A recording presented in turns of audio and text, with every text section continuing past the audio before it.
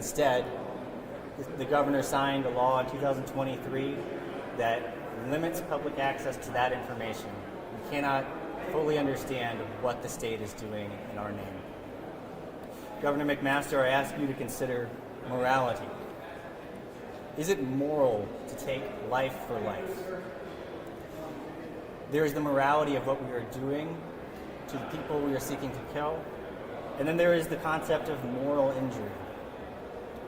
It is felt first by the people in the execution chamber who are carrying out the execution, but it radiates out to those who have the power to stop an execution but do not. And it is even felt by all of us in South Carolina, whose government has killed someone in our name. Finally, Governor McMaster, I ask you to consider Marion Bowman, the man that the state is preparing to kill tomorrow. A man who maintains his innocence of this capital crime, a man who has no physical evidence tying him to the crime, a man who did not receive a fair day in court, a changed man who has done his best to change himself in a dehumanizing environment, a man who has retained his humanity despite it all. Governor McMaster, I ask you again to consider liberty, justice, light, morality, and the man himself, Marion Bowman.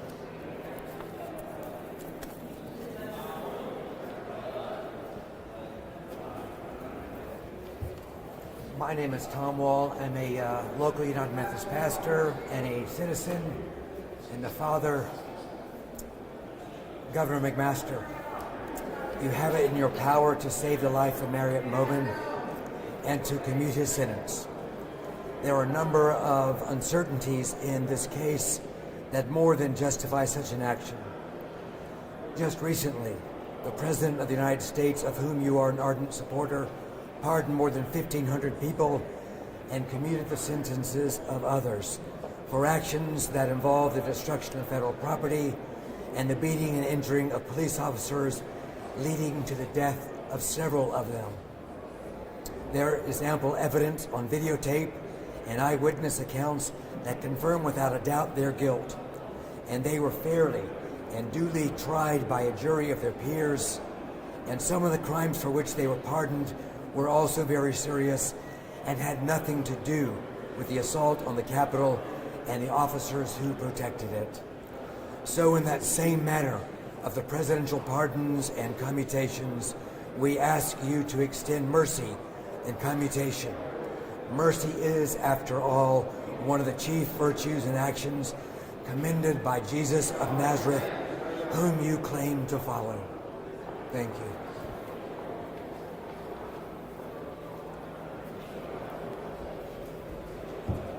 My name is Herman Lindsay. I'm Florida's 23rd death row exoneree. I'm one of those men that was on death row and people believed I committed that crime. The prosecutors don't understand that there is innocence. They only see, they're not concerned with death. Our system wasn't designed for innocent people to be released. And here, innocent people should be released. They're not showing any accountability of wanting to see justice. They're wanting to see a person die.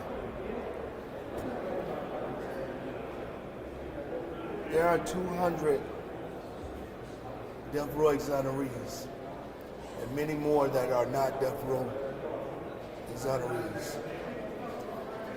Our system is broken. And the governor needs to really take time out to be a man, a leader, to say, to look at this again. And if he take time out to look at it, he will find it's not a deterrent.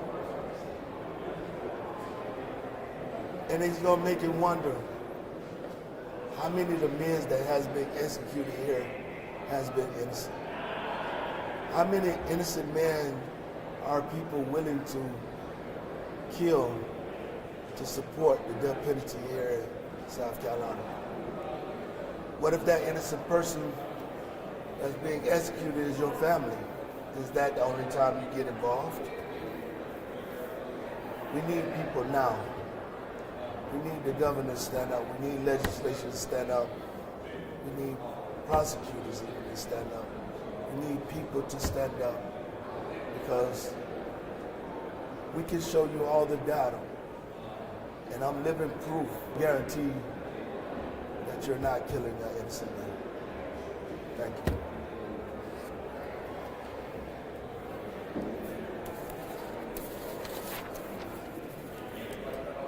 We will now hand over our collected petition of more than 9,000 signatures to Governor McMaster with our request in writing to intervene in Marion's execution.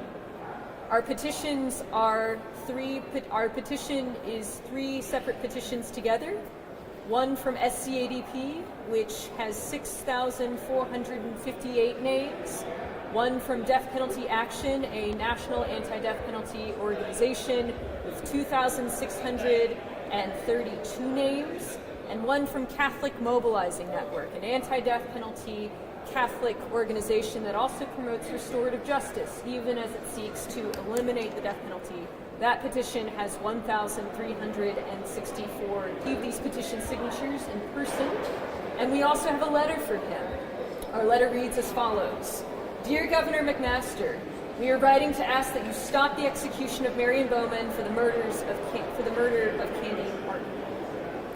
We are concerned about this case for several reasons, most notably because this could be the second execution of a wrongfully convicted person in less than 6 months. No forensic evidence connecting him to the crime scene. We believe that if the death penalty were abolished, there would be more resources for law enforcement to do their best work instead of simply convicting somebody because it's convenient or because prosecutors made some kind of a deal.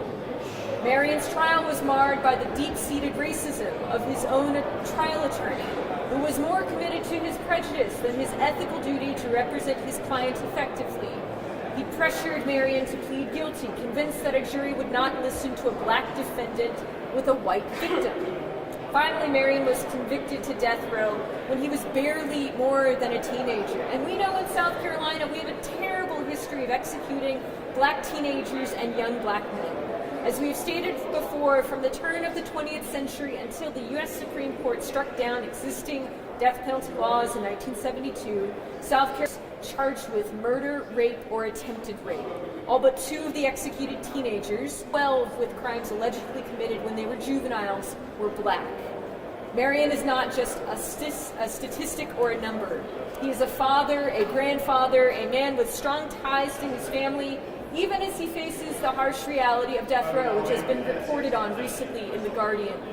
Marion has become a beacon of support for his fellow inmates, offering kindness and encouragement in an overwhelmingly harsh and isolating environment. His peers seek him out and respect him for his ability to lift spirits of those around him, tirelessly caring for others and even helping to bridge the gap between inmates and correctional staff who have a hard enough job.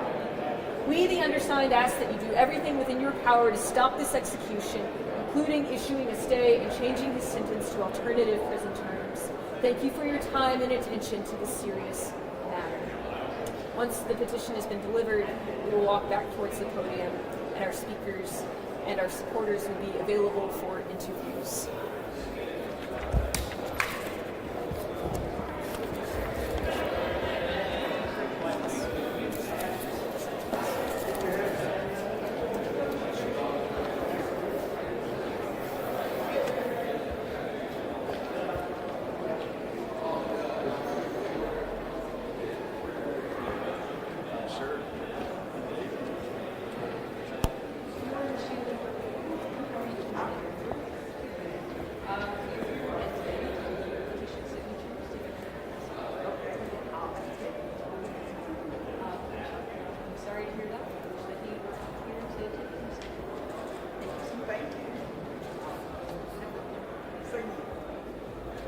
Will now be available back over at the center for